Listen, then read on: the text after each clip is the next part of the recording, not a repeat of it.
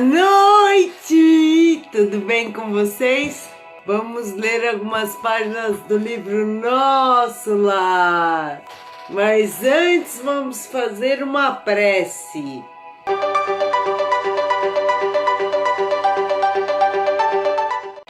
Então sentem-se confortavelmente, fechem os olhos físicos, respirem fundo, pensem em Jesus. Jesus querido, mentores, pedimos a presença de vocês para a leitura de mais algumas páginas do livro Nosso Lar. Que a leitura de hoje possa ser plena, tranquila, emitindo boas vibrações. Que essas vibrações possam chegar a todas as pessoas que estão em hospitais, que estão doentes, seus familiares, lhes trazendo o revigoramento da fé. Obrigada por estar sempre conosco, Jesus. Que assim seja. Capítulo 16. Confidências. Consolou-me a palavra maternal, reorganizando minhas energias interiores. Minha mãe comentava o serviço como se for uma bênção às dores e dificuldades, levando-as a crédito de alegrias e lições sublimes. Inesperado, inexprimível contentamento banhava meu espírito. Aqueles conceitos alimentavam-me de estranho modo. Sentia-me outro, mais alegre, animado e feliz. Oh, minha mãe! Exclamei comovido. Deve ser maravilhosa a esfera de sua habitação. Que sublimes contemplações espirituais! Que ventura! Ela esboçou um sorriso significativo e obtemperou. A esfera elevada, meu filho, requer sempre mais trabalho, maior abnegação. Não suponhas que tua mãe permaneça em visões beatíficas, à distância dos deveres justos. Devo fazer-te sentir, no entanto, que minhas palavras não representam qualquer nota de tristeza na situação em que me encontro. É antes revelação de responsabilidade necessária. Desde que voltei da Terra, tenho trabalhado intensamente pela nossa renovação espiritual. Muitas entidades desencarnando permanecem agarradas no lar terrestre, a pretexto de muito amarem os que demoram no mundo carnal. Ensinaram-me aqui, todavia, que o verdadeiro amor, para transbordar em benefícios, precisa trabalhar sempre. Desde minha vinda, então procuro esforçar-me por conquistar o direito de ajudar aqueles que tanto amamos. E meu pai? Perguntei. Onde está? Por que não veio com a senhora? Minha mãe estampou singular expressão no rosto e respondeu. Ah, teu pai. Há 12 anos está numa zona de trevas compactas no umbral. Na terra, sempre nos parecera fiel às tradições da família, arraigado ao cavalheirismo do alto comércio, a cujos quadros pertenceu até ao fim da existência, e ao fervor do culto externo em matéria religiosa, mas no fundo era fraco e mantinha ligações clandestinas fora do nosso lar. 2 delas estavam mentalmente ligadas à vasta rede de entidades maléficas. E tão logo desencarnou o meu pobre Laerte, a passagem no umbral lhe foi muito amarga, porque as desventuradas criaturas, a quem fizera muitas promessas, aguardavam-no ansiosas, prendendo-o de novo nas teias da ilusão. A princípio, ele quis reagir, esforçando-se por encontrar-me, mas não pôde compreender que após a morte do corpo físico, a alma se encontra tal qual vive intrinsecamente. Laerte, portanto, não percebeu minha presença espiritual, nem a assistência desvelada de outros amigos nossos. Tendo gasto muitos anos a fingir, viciara a visão espiritual, restringira o padrão vibratório, e o resultado foi achar-se tão só na companhia das relações que cultivara irrefletidamente, pela mente e pelo coração. Os princípios da família e o amor ao nosso nome ocuparam algum tempo em seu espírito. De algum modo lutou, repelindo as tentações, mas caiu afinal, novamente enredado na sombra, por falta de perseverança no bom e reto pensamento. Muitíssimo impressionado, perguntei: não há, porém, meios de subtraí-lo a tais abjeções? Ah, meu filho, elucidou a palavra materna, eu o visito frequentemente. Ele, porém, não me percebe. Seu potencial vibratório é ainda muito baixo. Tento atraí-lo ao bom caminho pela inspiração, mas apenas consigo arrancar-lhe algumas lágrimas de arrependimento, de quando em quando, sem obter resoluções sérias. As infelizes, das quais se tornou prisioneiro, retiram-no as minhas sugestões. Venho trabalhando intensamente anos a fio. Solicitei o amparo de amigos em 5 núcleos diversos de atividade espiritual mais elevada, inclusive aqui em nosso lar. Certa vez, Clarencio quase conseguiu atraí-lo ao Ministério da Regeneração, mas debalde. Não é possível acender luz em candeia sem óleo e sem pavio. Precisamos da adesão mental de Laerte para conseguir levantá-lo e abrir-lhe a visão espiritual. No entanto, o pobrezinho permanece inativo em si mesmo, entre a indiferença e a revolta. Depois de longa pausa, suspirou, continuando: talvez não saiba ainda que tuas irmãs Clara e Priscila vivem hoje igualmente no umbral, agarradas à crosta da terra. Sou compelida a atender às necessidades de todos. Meu único auxílio direto repousava na cooperação afetuosa de tua irmã Luísa, aquela que partiu quando eras pequenino. Luísa esperou-me aqui muitos anos.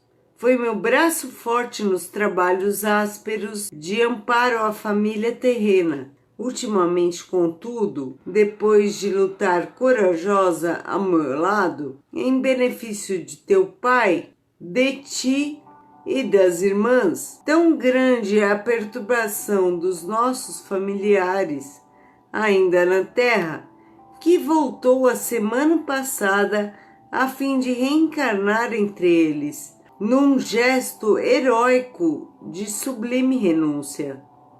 Espero, pois, que te restabeleças breve, para que possamos desdobrar atividades no bem. Assombrava-me as informações recentes de meu pai. Que espécie de lutas seriam as dele? Não parecia sincero praticante dos preceitos religiosos. Não comungava todos os domingos? Enlevado com a dedicação maternal, perguntei: A senhora, entretanto, auxilia o papai, não obstante a ligação dele com as mulheres infames? Não as classifique assim, ponderou minha mãe. Dize antes, meu filho, nossas irmãs doentes, ignorantes ou infelizes, são filhas de nosso pai igualmente. Não tenho feito intercessões apenas por Laerte, mas por elas também, e estou convencida de haver encontrado recursos para atraí-los todos ao meu coração. Espantou-me a grande manifestação de renúncia. Pensei subitamente em minha família direta. Senti o velho apego à esposa e aos filhos queridos. Perante Clarencio e Lísias, deliberava sempre recalcar sentimentos e calar indagações, mas o olhar materno encorajava-me. Alguma coisa me fazia sentir que minha mãe não se demoraria muito tempo ao meu lado. Aproveitando o minuto que corria célere, interroguei. A senhora, quem tem acompanhado o papai devotamente, nada poderá informar relativamente a Zélia e as crianças? Aguardo ansioso um instante de voltar a casa, a fim de auxiliá-los. Oh, minhas imensas saudades devem ser igualmente compartilhadas por eles. Como deve sofrer minha desventurada esposa com esta separação? Minha mãe esboçou um sorriso triste e acrescentou: tenho visitado meus netos periodicamente. Vão bem. E depois de meditar alguns instantes, acentuou: não deves, porém, inquietar-te com o problema de auxílio à família. Prepara-te, em primeiro lugar, para que sejamos bem-sucedidos. Há questões que precisamos entregar ao Senhor em pensamento antes de trabalhar na solução que elas requerem. Quis insistir no assunto para colher pormenores, mas minha mãe não reincidiu nele, esquivando-se delicada. A palestra estendeu-se ainda longa, envolvendo-me em sublime conforto. Mais tarde, ela despediu-se. Curioso por saber como vivia até ali, pedi permissão para acompanhá-la.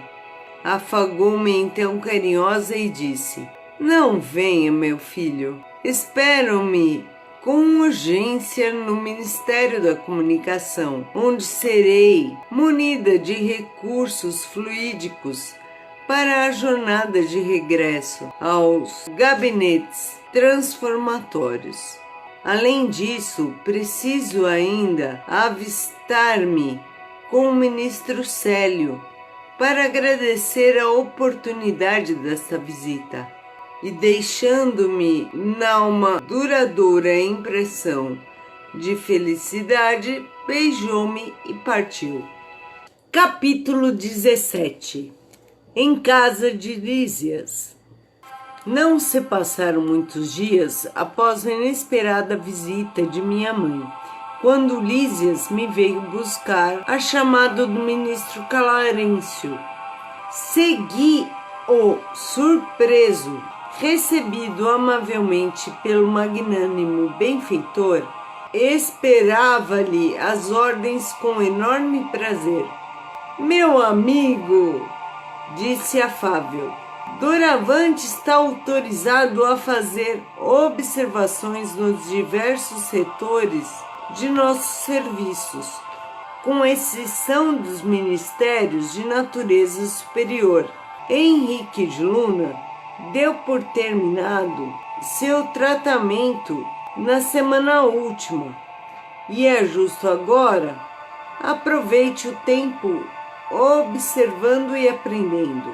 Olhei para Lísias como irmão que devia participar da minha felicidade indizível naquele instante. O enfermeiro correspondeu-me o olhar com intenso júbilo. Não cabia em mim de contente. Era o início da vida nova. De qualquer sorte, poderia trabalhar ingressando em escolas diferentes. Clarencio, que parecia perceber minha intraduzível ventura, aceitou, tornando-se dispensável sua permanência no parque hospitalar. Examinarei atentamente a possibilidade de sua localização em ambiente novo. Consultarei alguma de nossas instituições. Lísias, porém, cortou-lhe a palavra, exclamando: se possível, estimaria recebê-lo em nossa casa, enquanto perdurar o curso de observações. Lá minha mãe o trataria como um filho. Fitei o visitador num transporte de alegria. Clarencio, por sua vez, também lhe endereçou um olhar de aprovação, murmurando: muito bem, Lísias. Jesus alegra-se conosco sempre que recebemos um amigo no coração. Abracei o prestativo enfermeiro sem poder traduzir meu agradecimento.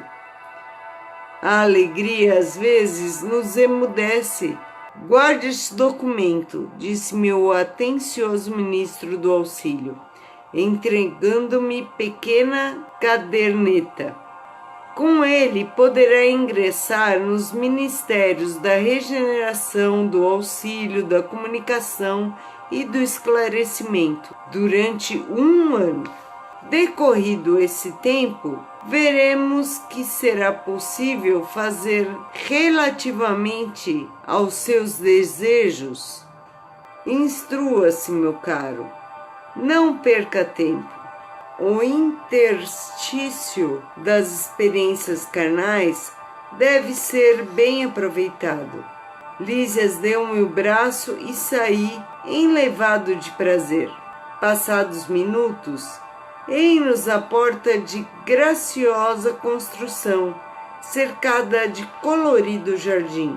É aqui, exclamou o dedicado companheiro, e com a expressão carinhosa acrescentou: o nosso lar dentro de nosso lar. Ao tímido brando da campainha no interior, surgiu à porta simpática matrona. Mãe, mãe! Gritou o enfermeiro, apresentando-me alegremente. Esse é o irmão que prometi trazer-te. Seja bem-vindo, amigo, exclamou a senhora, nobremente. Esta casa é sua. E abraçando-me, soube que sua mamãe não vive aqui. Neste caso, terá em mim uma irmã com funções maternais. Não sabia como agradecer a generosa hospitalidade. Ia ensaiar algumas frases para demonstrar minha comoção e reconhecimento, mas a nobre matrona, revelando singular bom humor, adiantou-se, adivinhando-me os pensamentos. Está proibido de falar em agradecimentos. Não faça. Obrigar-me-ia a lembrar de repente muitas frases convencionais da terra. Rimo-nos, e murmurei comovido.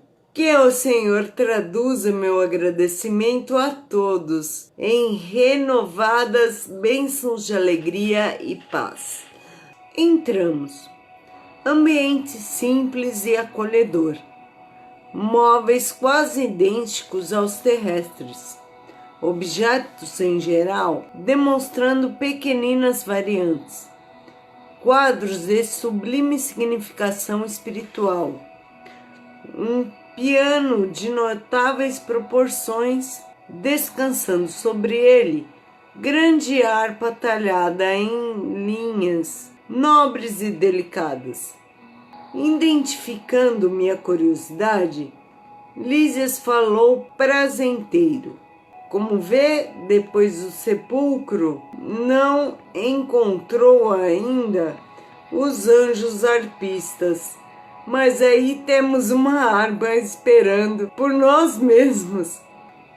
Lísias, atalhou a palavra materna, carinhosa. Não faças ironia. Não te recordas como o Ministério da União Divina recebeu o pessoal da elevação no ano passado, quando passaram por aqui alguns embaixadores da harmonia? Sim, mamãe, mas quero apenas dizer que os arpistas existem e precisamos criar audição espiritual para ouvi-los, esforçando-nos, por nossa vez, no aprendizado das coisas divinas.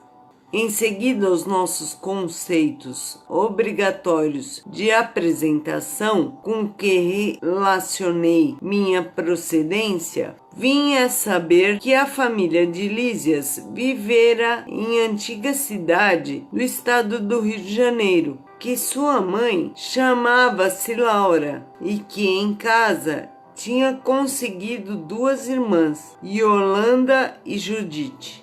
Respirava-se ali doce e confortante intimidade. Não conseguia disfarçar meu contentamento e enorme alegria. Aquele primeiro contato com a organização doméstica na colônia elevava-me. A hospitalidade, cheia de ternura, arrancava-me ao espírito notas de profunda emoção.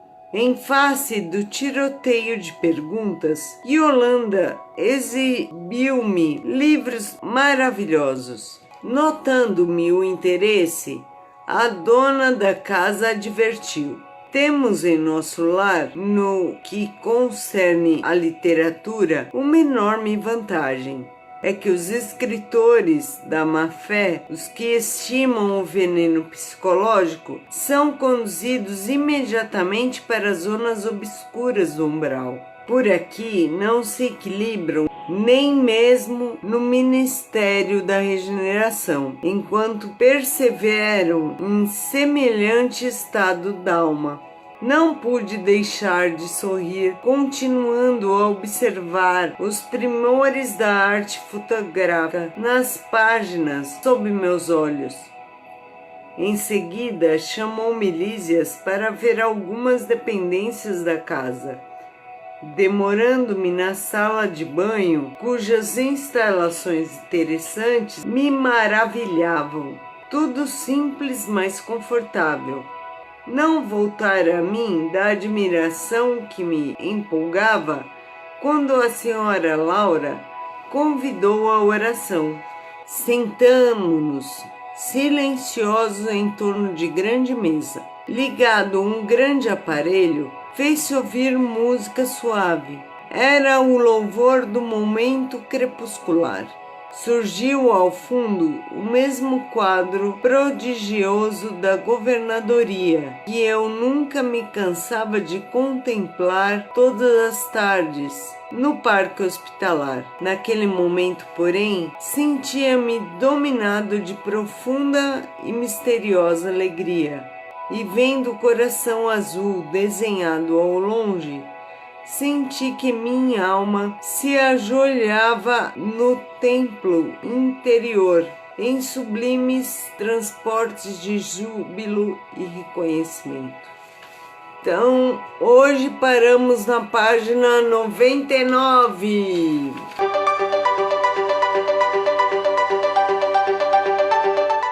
Respirando fundo. Vamos agradecer ao Mestre Jesus e os mentores por mais essas páginas lidas do livro Nosso Lar. Que as vibrações que daqui saíram possam ter chegado a todos os seus destinatários. Obrigada por tudo, Mestre, que assim seja. Bom dia! Tudo bem com vocês? Vamos ler algumas páginas do livro Nosso Lar. Capítulo 18. Amor, alimento das almas. Mas antes vamos fazer uma prece!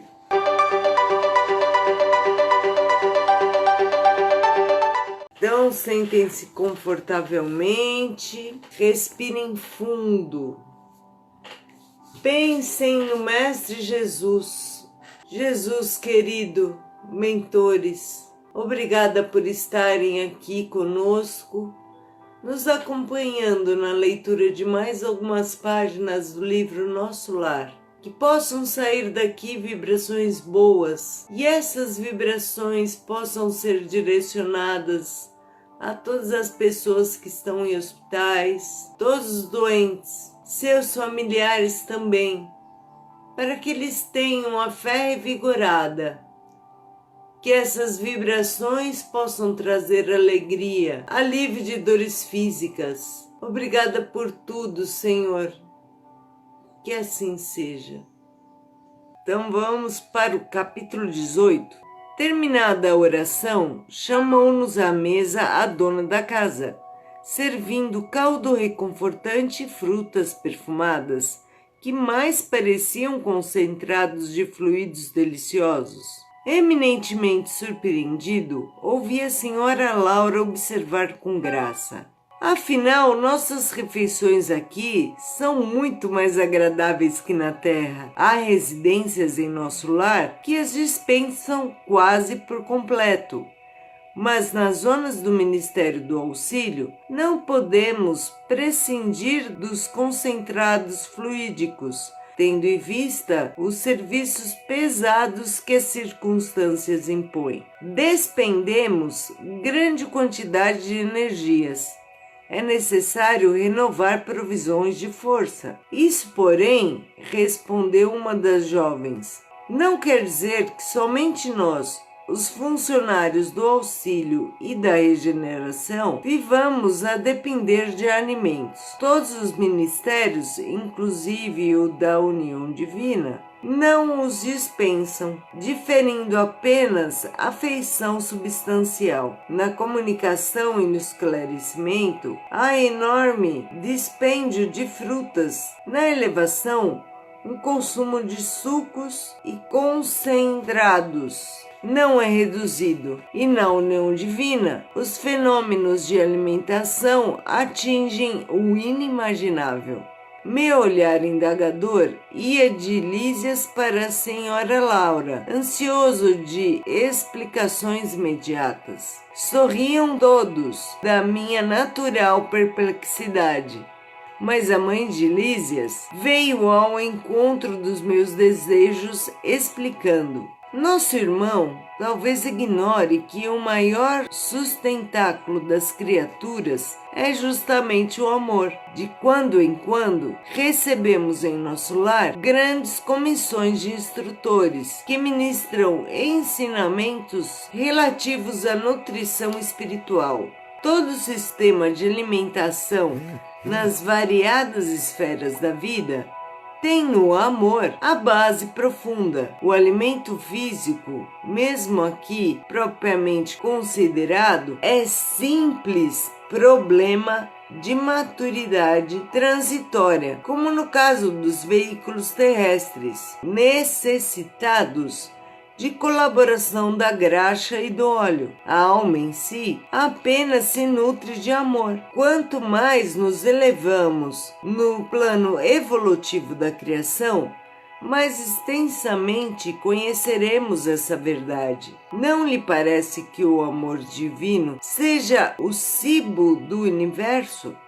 Tais elucidações confortavam-me sobremaneira. Percebendo a satisfação íntima, Lísias interveio acentuando: tudo se equilibra no amor infinito de Deus, e quanto mais envolvido o ser criado, mais sutil o processo de alimentação. o verme no subsolo do planeta nutre-se essencialmente de terra. O grande animal colhe na planta os elementos de manutenção, a exemplo da criança sugando o seio materno. O homem colhe o fruto do vegetal, transforma-o segundo a exigência do paladar que lhe é próprio e serve-se dele à mesa do lar.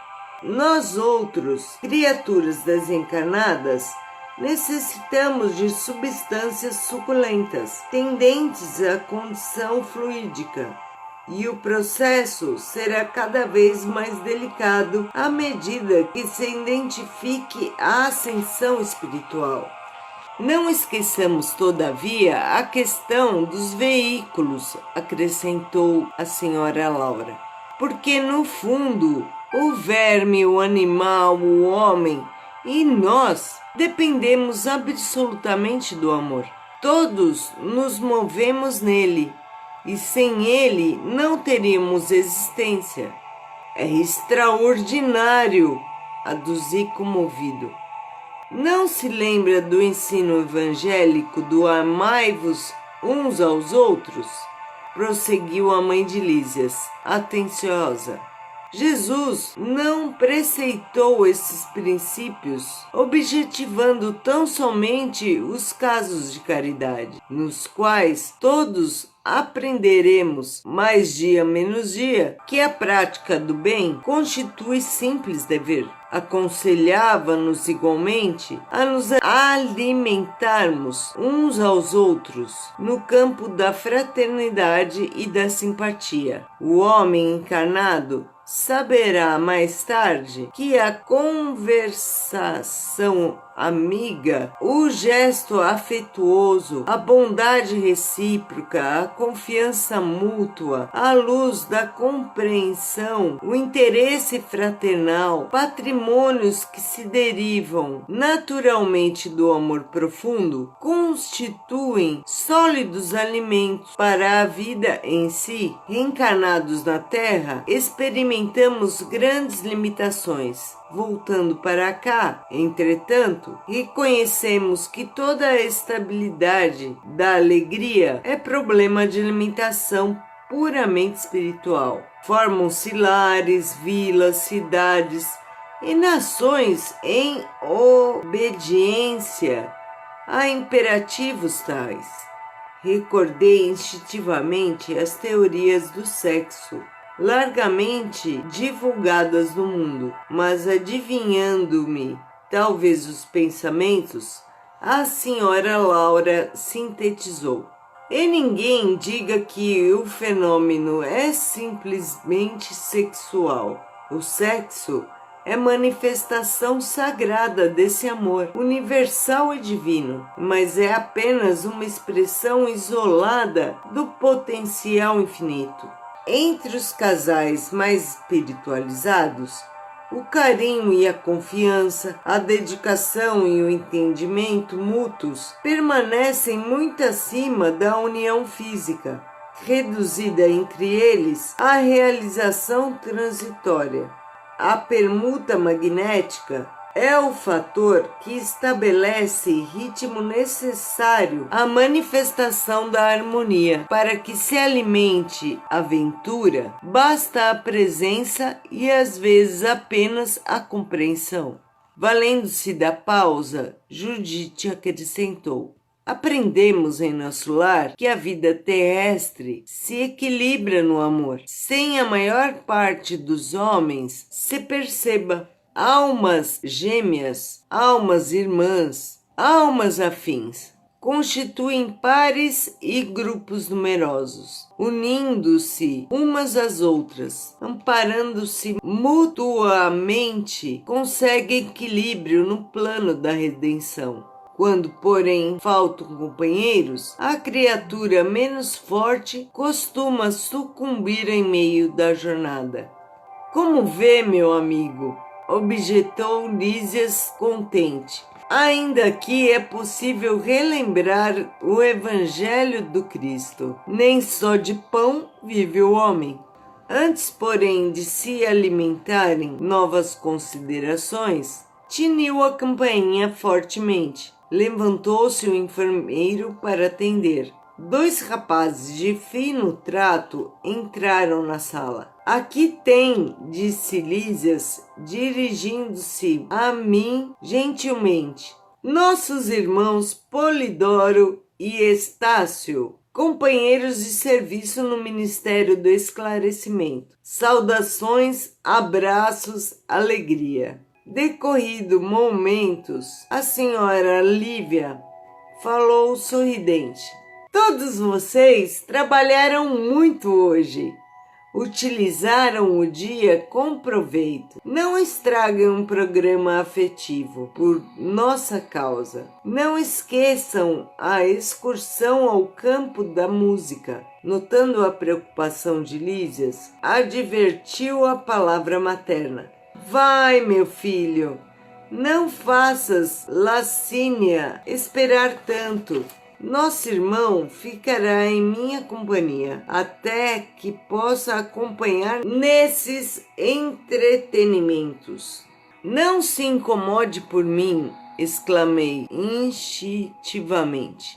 A senhora Laura, porém, esboçou amável sorriso e respondeu: não poderei compartilhar das alegrias do campo ainda hoje. Temos em casa minha neta convalescente que voltou da terra há poucos dias. Saíram todos em meio de júbilo geral. A dona da casa, fechando a porta, voltou-se para mim e exclamou sorridente. Vão em busca do alimento a que nos referíamos. Os laços afetivos aqui são mais belos e mais fortes. O amor, meu amigo, é o pão divino das almas, do pábulo sublime dos corações. Capítulo 19. A jovem desencarnada. Sua neta não vem à mesa para as refeições? Perguntei à dona da casa, ensaiando palestra mais íntima. Por enquanto, alimenta-se a sós, esclareceu Dona Laura. A tolinha continua nervosa, abatida. Aqui não trazemos à mesa qualquer pessoa que se manifeste perturbada ou desgostosa.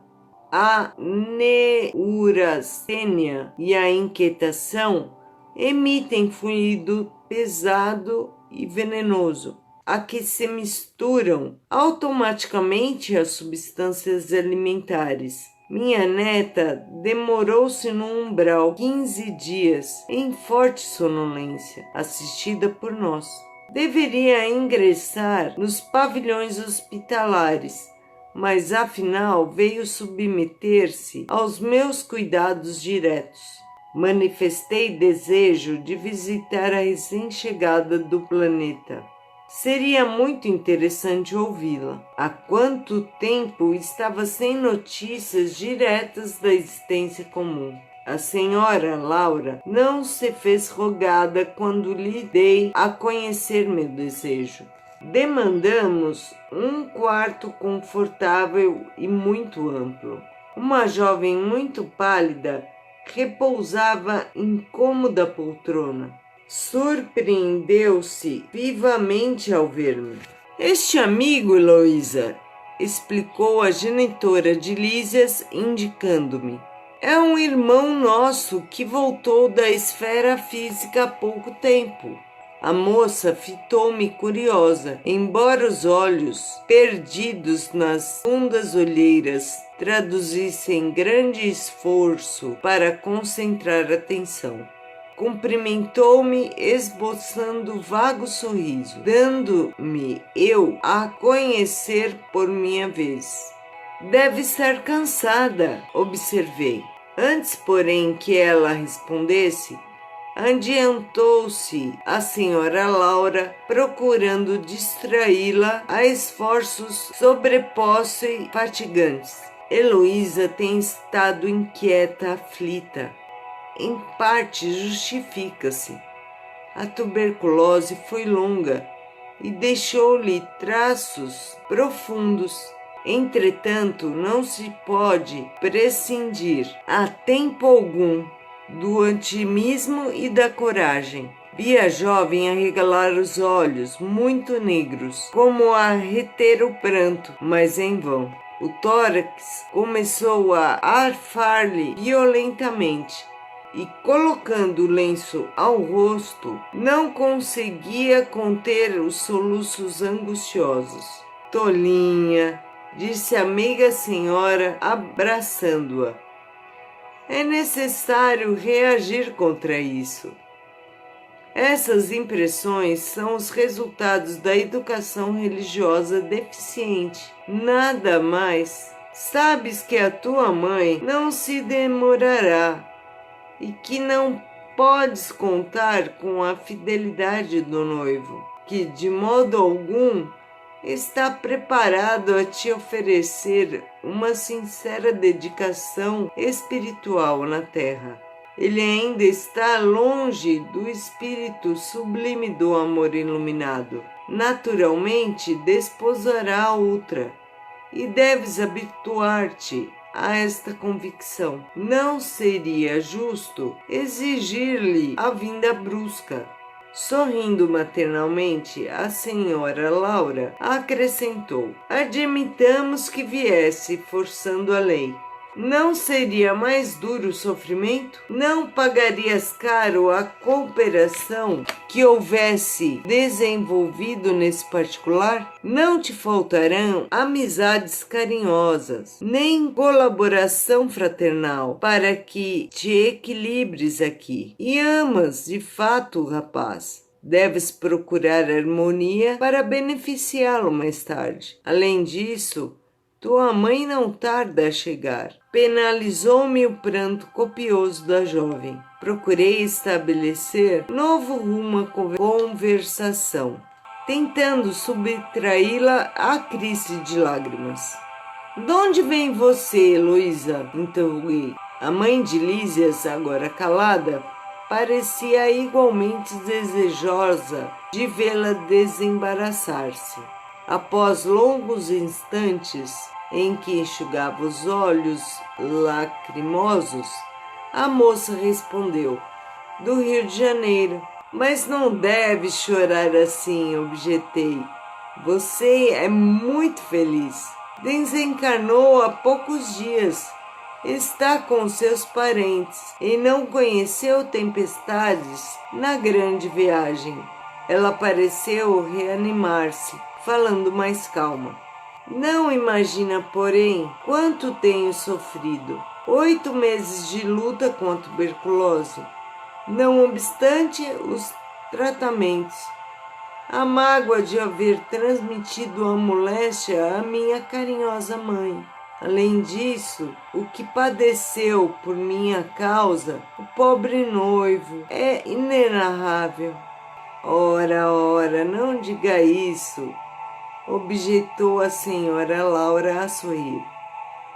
Na Terra, temos sempre a ilusão de que não há dor maior que a nossa.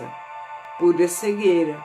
Há milhões de criaturas afrontando situações verdadeiramente cruéis, comparadas às nossas experiências. Arnaldo, porém, vovó, ficou sem consolo, desamparado. Tudo isso dá que pensar, assentou contrafeita. E acreditas sinceramente nessa impressão? Perguntou a matrona com inflexão de carinho. Observei teu ex-noivo diversas vezes no curso da tua enfermidade. Era natural que ele se comovesse tanto, vendo-te o corpo reduzido a frangalhos, mas não está preparado para compreender um sentimento puro. E confortar-se há muito depressa. Amor iluminado não é para qualquer criatura humana. Conserva, portanto, o teu otimismo. Poderás auxiliá-lo sem dúvida muitas vezes. Mas no que concerne a união conjugal, quando puderes excursionar as esferas do planeta em nossa companhia, já o encontrarás casado com outra. Admirado por minha vez, notei a surpresa dolorosa de Heloísa. Não sabia a convalescente como portar-se ante a serenidade e o bom senso da avó. Será possível? A genitora de Lísias esboçou um gesto extremamente carinhoso e falou: não sejas teimosa, nem tentes desmentir-me. Vendo que a enferma parecia tornar a atitude íntima de quem deseja provas, a senhora Laura instituiu muito meiga. Não te recordas da Maria da Luz, a colega que te levava flores todos os domingos?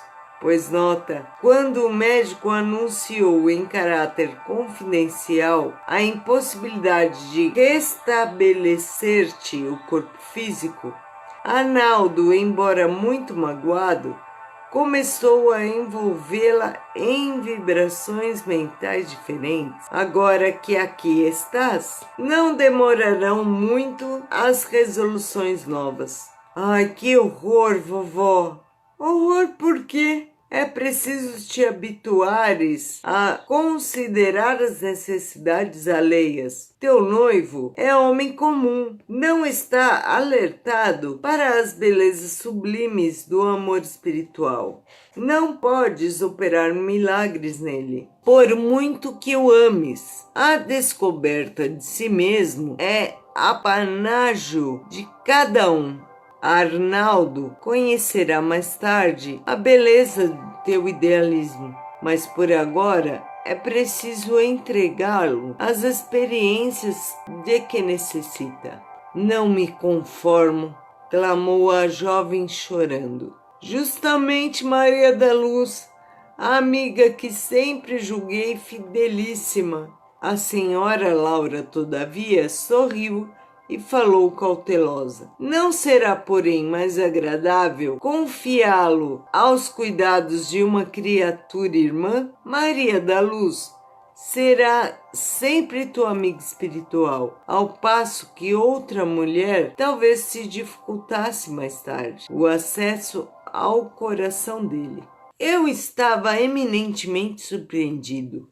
Heloísa prorrompera em soluços. A bondosa senhora percebeu-me a intranquilidade e, no propósito talvez de orientar tanto a neta quanto a mim, esclareceu sensatamente. Sei a causa do teu pranto, filhinha. Nasce da terra inculta do nosso milenário egoísmo, da nossa renitente vaidade humana. Entretanto, a vovó não te fala para ferir, mas para acordar. Enquanto Heloísa chorava, a mãe de Lísias convidou-me novamente à sala de estar, considerando que a doente necessitava de repouso.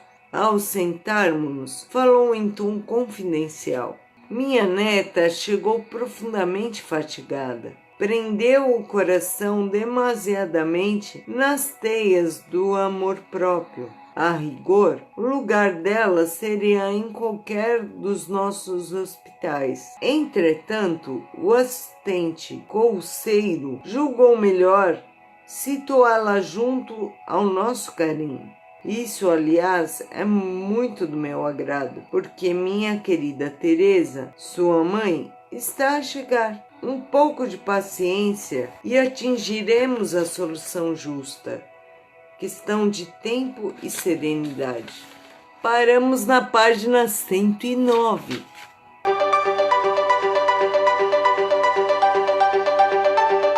Fechem os olhos físicos, respirem fundo. Jesus querido, mentores, agradecemos pela leitura de mais algumas páginas do livro Nosso Lar. Pedimos que as vibrações que saíram daqui possam ter sido boas e possam ter chegado aos seus destinatários. Muito obrigada, Senhor, por este domingo. Faça com que chova aonde precisa chover, alimentando a terra, nos fornecendo a água tão necessária à vida. Obrigada por tudo, Senhor. Que assim seja. Boa noite! Vamos ler agora o capítulo 20, Noções de Lar. Mas antes vamos fazer uma prece.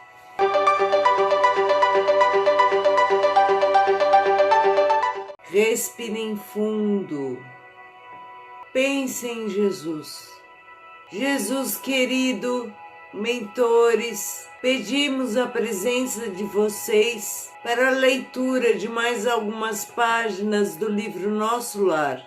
Que a leitura de hoje possa ser boa e possa exalar vibrações boas para todas as pessoas que estão doentes, que estão em hospitais, seus familiares, lhes trazendo o revigoramento da fé, lhes acalmando o coração, dando ânimo e sabendo que tudo vai passar. Obrigada por tudo, Mestre, nos acompanhe, que assim seja. Então vamos ler o capítulo 20. Desejando colher valores educativos que fluíam naturalmente da palestra da senhora Laura, perguntei curioso: desempenhando tantos deveres, a senhora ainda tem atribuições fora de casa? Sim, vivemos numa cidade de transição. No entanto, as finalidades da colônia residem no trabalho e no aprendizado. As almas femininas aqui assumem numerosas obrigações, preparando-se para voltar ao planeta ou para ascender às esferas mais altas. Mas a orientação doméstica em nosso lar é idêntica à da Terra? A interlocutora esboçou uma faces muito significativa e acrescentou: o lar terrestre é que há muito se esforça por copiar nosso instituto doméstico, mas os cônjuges por lá, com raras exceções, estão ainda a mondar o terreno dos sentimentos, invadido pelas ervas amargosas da vaidade pessoal e povoado de monstros do ciúme e do egoísmo. Quando regressei do planeta pela última vez, trazia, como é natural, profundas ilusões.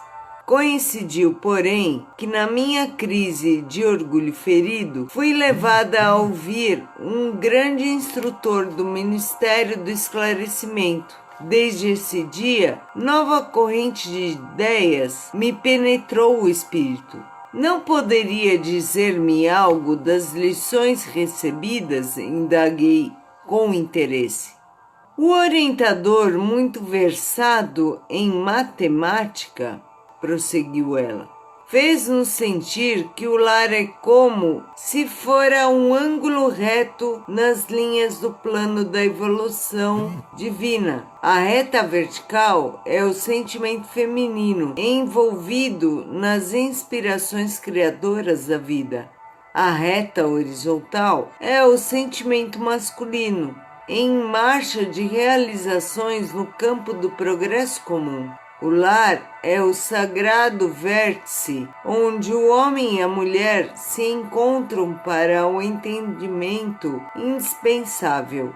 É templo onde as criaturas devem unir-se espiritual antes que corporeamente. Há na Terra agora grande número de estudiosos das questões sociais que aventam várias medidas e clamam pela regeneração da vida doméstica. Alguns chegam a asseverar que a instituição da família humana está ameaçada. Importa considerar, entretanto, que a rigor o lar é conquista sublime que os homens vão realizando vagarosamente. onde nas esferas do globo o verdadeiro instituto doméstico baseado na harmonia justa com os direitos e deveres legitimamente partilhados, na maioria os casais terrestres passam as horas sagradas do dia vivendo a indiferença ou o egoísmo feroz. Quando o marido permanece calmo, a mulher permanece desesperada. Quando a esposa se cala humilde, o companheiro tiraniza. Nem a consorte se decide a animar o esposo. Na linha horizontal de seus trabalhos temporais, nem o marido se resolve a segui-la no voo divino de ternura e sentimento, rumo aos planos superiores da criação. Dissimulam em sociedade e na vida íntima. Um faz viagens mentais de longa distância, quando o outro comenta o serviço que lhe seja peculiar. Se a mulher fala nos filhinhos, o marido excursiona através dos negócios. Se o companheiro examina qualquer dificuldade do trabalho que lhe diz respeito, a mente da esposa volta ao gabinete da modista. É claro que em tais circunstâncias, o ângulo divino não está devidamente traçado. Duas linhas divergentes tentam em vão formar o vértice sublime, a fim de constituírem um degrau na escada grandiosa da vida eterna. Esses conceitos calavam-me fundo e, sumamente impressionado, observei. Senhora Laura, essas definições suscitam um mundo de pensamentos novos. Ah, se conhecêssemos tudo isso lá na Terra! Questão de experiência, meu amigo, replicou a nobre matrona. O homem e a mulher aprenderão no sofrimento e na luta. Por enquanto, raros conhecem que o lar é instituição essencialmente divina e que se deve viver dentro de suas portas, com todo o coração e com toda a alma. Enquanto as criaturas vulgares atravessam a florida região do noivado, procuram-se mobilizando os máximos recursos do espírito, e daí o dizer-se que todos os seres são belos quando estão verdadeiramente amando. O assunto mais trivial assume singular encanto nas palavras mais fúteis. O homem e a mulher comparecem aí na integração de suas forças sublimes.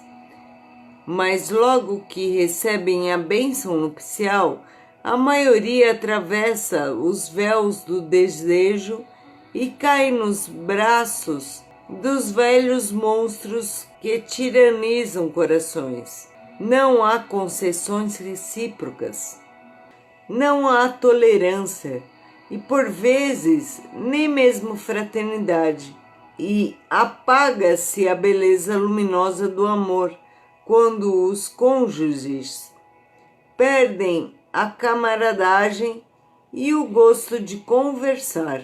Daí em diante, os mais educados respeitam-se, os mais rudes mal se suportam. Não se entendem. Perguntas e respostas são formuladas em vocábulos breves. Por mais que se unam os corpos, vivem as mentes separadas, operando em rumos opostos. Tudo isso é a pura verdade, aduzi comovido. Que fazer, porém, meu amigo? Replicou a bondosa senhora. Na fase atual evolutiva do planeta, existem na esfera carnal raríssimas uniões de almas gêmeas, reduzidos matrimônios de almas irmãs ou afins, esmagadora porcentagem de ligações de resgate. O maior número de casais humanos é constituído de verdadeiros forçados sob algemas. Procurando retornar o fio das considerações sugeridas por minha pergunta inicial, continuou a genitora Delísias. As almas femininas não podem permanecer inativas aqui. É preciso aprender a ser mãe, esposa, missionária, irmã. A tarefa da mulher no lar não pode circunscrever-se a umas tantas lágrimas de piedade ociosa e a muitos anos de servidão. É claro que o movimento coevo do feminismo desesperado constitui abominável ação contra as verdadeiras atribuições do espírito feminino. A mulher não pode ir ao duelo com os homens, através de escritórios e gabinetes, onde se reserva atividade justa ao espírito masculino. Nossa colônia, porém, ensina que existem nobres serviços de extensão do lar para as mulheres. A enfermagem, o ensino, a indústria do fio, a informação, os serviços de paciência representam atividades assaz expressivas. O homem deve aprender a carrear para o ambiente doméstico a riqueza de suas experiências, e a mulher precisa conduzir a doçura do lar para os labores ásperos do homem. Dentro de casa, a inspiração, fora dela, a atividade. Uma não viverá sem a outra, como sustentar-se o rio sem a fonte, e como espalhar-se a água da fonte sem o leito do rio. Não pude deixar de sorrir ouvindo a interrogação. A mãe de Lísias, depois de longo intervalo, continuou: quando o Ministério do Auxílio me confia crianças ao lar, minhas horas de serviço são contadas em dobro, o que lhe pode dar ideia da importância do serviço maternal no plano terreno. Entretanto, quando isso não acontece, tenho os meus deveres diuturnos no trabalho da enfermagem, com a semana de quarentena e 8 horas de tarefa. Todos trabalham em nossa casa, a não ser minha neta convalescente. Não temos qualquer pessoa da família em zonas de repouso. 8 horas de atividade no interesse coletivo diariamente é programa fácil a todos. Sentir-me-ia envergonhada se não o escutasse também. Interrompeu-se a interlocutora por alguns momentos, enquanto me perdia em vastas considerações. Capítulo 21. Continuando a palestra. A palestra, senhora Laura, exclamei com interesse. Sugere numerosas interrogações. Revelar-me-á a curiosidade, o abuso. Não diga isso, retrucou bondosa. Pergunte sempre. Não estou em condições de ensinar. Todavia, é sempre fácil informar. Rimo-nos da observação e indaguei em seguida. Como se encara o problema da propriedade na colônia? Esta casa, por exemplo, pertence-lhe? Ela sorriu e esclareceu. Tal como se dá na terra, a propriedade aqui é relativa. Nossas aquisições são feitas à base de horas de trabalho, bônus hora. No fundo, é o nosso dinheiro. Quaisquer utilidades são adquiridas com esses cupons, obtidos por nós mesmos, à custa de esforço e dedicação. As construções em geral representam patrimônio comum sob controle da governadoria. Cada família espiritual, porém, pode conquistar um lar, nunca mais que um, apresentando 30.000 bônus hora, o que se pode conseguir com algum tempo de serviço. Nossa morada foi conquistada pelo trabalho perseverante de meu esposo, que veio para a esfera espiritual muito antes de mim.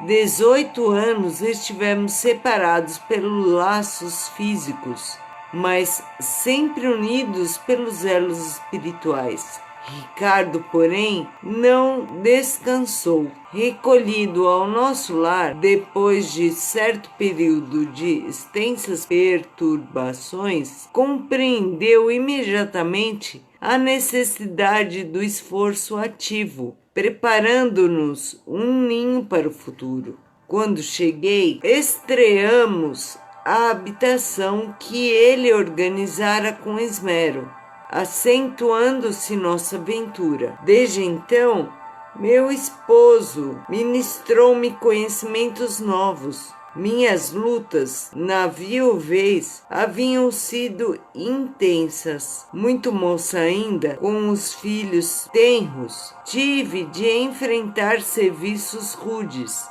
À custa de testemunhos difíceis, proporcionei aos rebentos de nossa união os valores educativos de que eu podia dispor, habituando-os, porém, muito cedo, aos trabalhos árduos. Compreendi depois que a existência laboriosa me livra das indecisões e angústias do umbral, por colocar-me a coberto de muitas e perigosas tentações. O suor do corpo ou a preocupação justa nos campos da atividade honesta constituem valiosos recursos para a elevação e a defesa da alma. Reencontrar Ricardo teve novo ninho de afetos. Representava o céu para mim.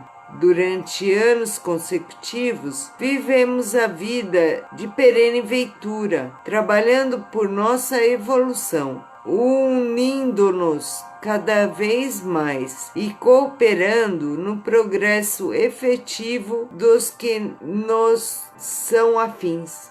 Com o correr do tempo, Lísias e Yolanda, Judite reuniram-se a nós, aumentando nossa felicidade. Após ligeiro intervalo, em que parecia meditar, minha interlocutora prosseguiu em tom grave. Mas a esfera do globo nos esperava. Se o presente estava cheio de alegria, o passado chamava a contas para que o futuro se harmonizasse com a lei eterna. Não podíamos pagar a terra com bônus hora, e sim com o suor honrado, fruto de trabalhos.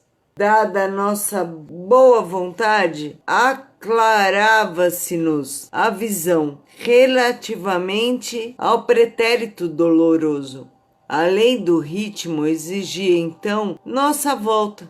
Aquelas afirmativas causaram-me viva impressão. Era a primeira vez que se feria tão fundo aos meus ouvidos na colônia o assunto referente a encarnações pregressas. Senhora Laura, exclamei interrompendo-a, permita por obséquio uma parte. Perdoe a curiosidade. No entanto, até agora, ainda não pude conhecer mais detidamente o que se relaciona com o meu passado espiritual. Não estou isento dos laços físicos? Não atravessei o rio da morte? A senhora recordou o passado, logo após sua vinda, ou esperou o concurso do tempo? Esperei-o, replicou sorridente. Antes de tudo, é indispensável nos despojarmos das impressões físicas. As escamas da inferioridade são muito fortes. É preciso grande equilíbrio para podermos recordar edificando. Em geral, todos temos erros clamorosos nos ciclos da vida eterna. Quem lembra o crime cometido costuma considerar-se o mais desventurado do universo. E quem recorda o crime que foi vítima, considera-se em conta de infeliz, do mesmo modo. Portanto, somente a alma, muito segura de si, recebe tais tributos como realização espontânea. Os demais são devidamente controladas no domínio das reminiscências e se tentam burlar esse dispositivo da lei, não raro tendem ao desequilíbrio e à loucura. Mas a senhora recordou o passado de maneira natural? Perguntei. Explico-me, respondeu bondosamente. Quando se me aclarou a visão interior, as lembranças vagas me causavam perturbações de vulto. Coincidiu que meu marido partilhava o mesmo estado da alma. Resolvemos ambos consultar o assistente longobardo. Esse amigo, depois de minucioso exame das nossas impressões, nos encaminhou aos magnetizadores do Ministério do Esclarecimento. Recebidos com carinho, tivemos acesso, em primeiro lugar, à seção do arquivo, onde todos nós temos anotações particulares. Aconselharam-nos os técnicos daquele ministério a ler nossas próprias memórias durante 2 anos, sem prejuízo de nossa tarefa no auxílio abrangendo o período de 3 séculos. O chefe do serviço de recordações não nos permitiu a leitura de fases anteriores, declarando-nos incapazes de suportar as lembranças correspondentes a outras épocas. E bastou a leitura para que se sentisse na posse das reminiscências?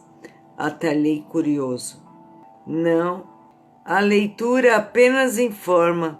Depois de longo período de meditação para esclarecimento próprio, e como surpresas indescritíveis, fomos submetidos a determinadas operações psíquicas a fim de penetrar os domínios emocionais das recordações.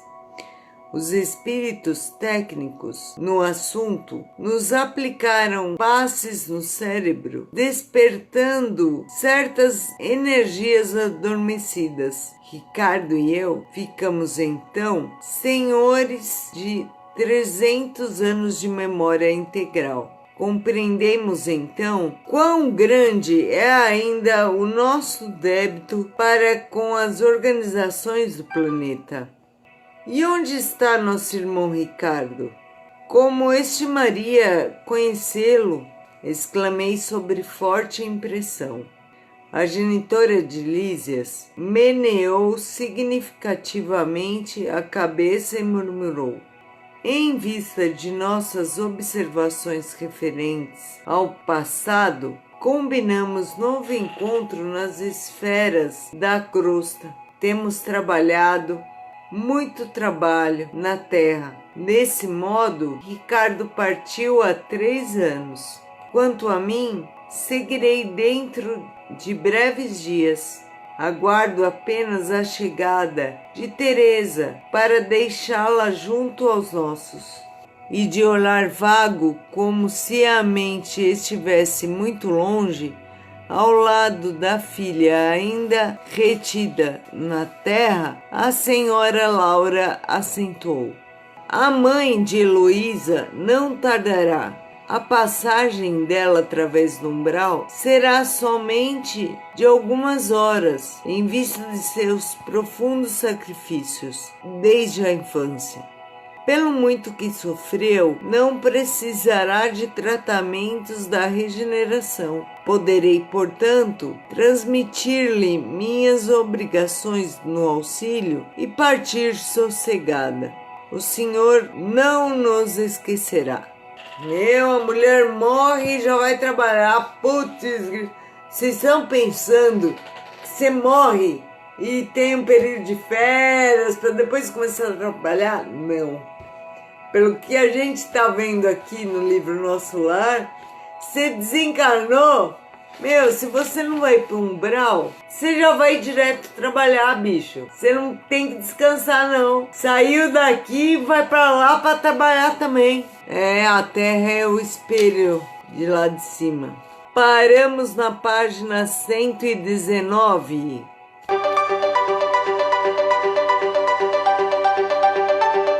Sentem-se confortavelmente, respirem fundo. Jesus, mentores, obrigada por mais essas páginas lidas, que as vibrações que daqui saíram possam ter chegado aos seus destinatários. Obrigada por tudo, mestre.